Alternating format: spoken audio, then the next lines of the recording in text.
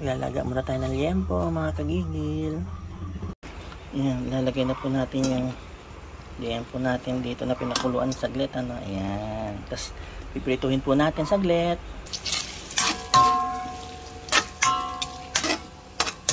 Konti pa, no?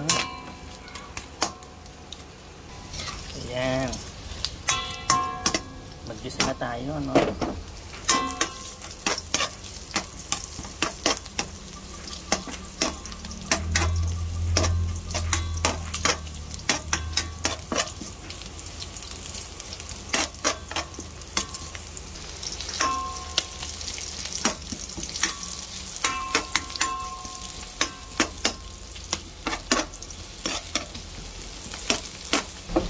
Tapos mix na natin sila, no?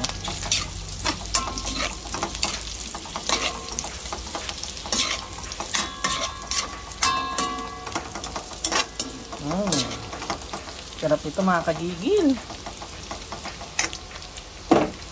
Add tayong toyo, suka.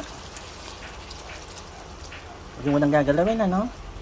Yan, pag nag-evaporate na yung suka or nag-ano na siya, naluto na, haluin mo na natin sandali.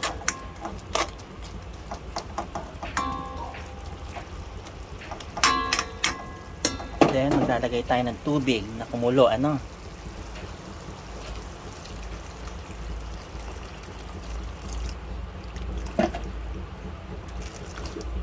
Yan, tapos pakuluan natin for 20 to 30 minutes. Lagay na po natin yung ating sitaw. So, ang ulam natin ngayon is adobong pork with sitaw. Yan. Yan. Luto na po ito, no? Tikman na po natin. Ay, malambot na yung karne tsaka yung sitaw, kung crunchy. Tikman natin, mga kagigil, ano?